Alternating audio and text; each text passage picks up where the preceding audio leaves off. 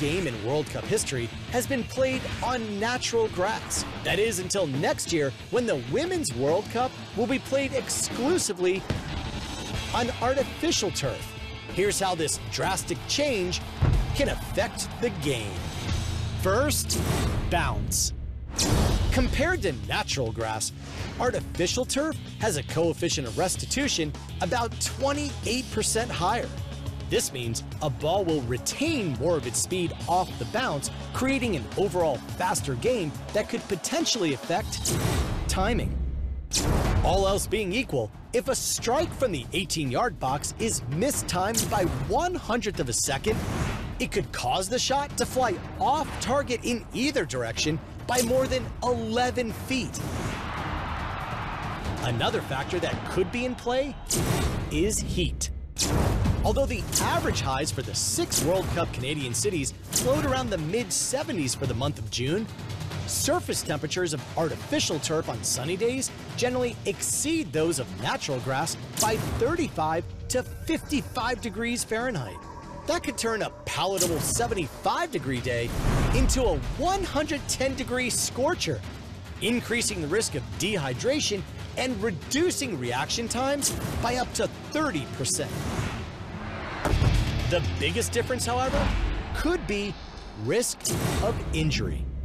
Some research indicates skin abrasions are up to 3 times more likely on turf due to the increased friction of the synthetic grass fibers.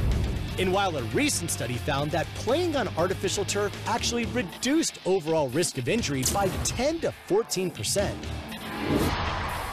other studies have shown that turf can actually increase stress on the ACL joint by up to 45%. This is one reason why in a study covering more than 2,600 NFL games, ACL sprains were 67% more likely to occur on artificial turf than on natural grass. Studies have shown that players actually do adjust their game to compensate for the different surfaces.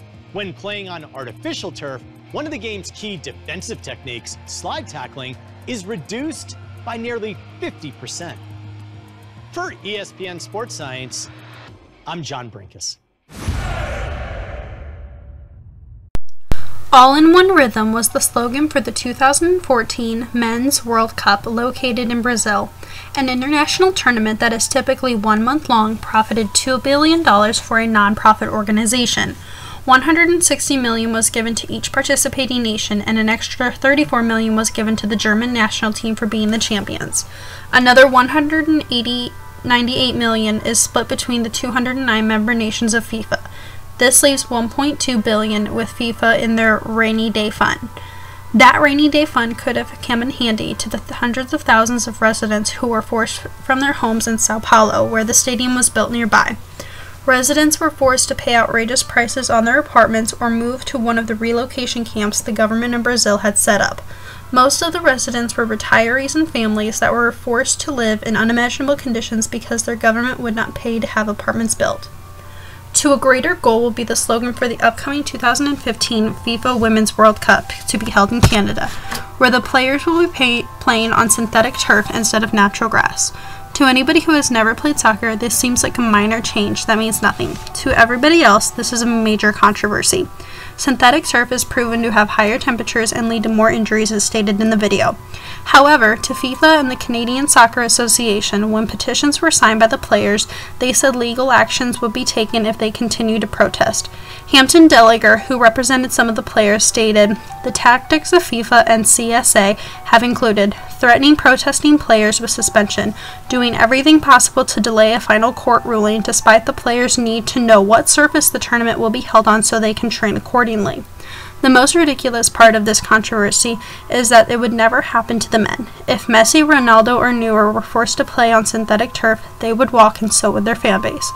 They would have the entire international community on their sides, and FIFA would shell out another $300 million to update the stadiums like they shelled out $300 million to the stadiums in Sao Paulo. Title IX calls for equality in sports, and FIFA and CSA's actions towards the players make it clear that women are not as important as men.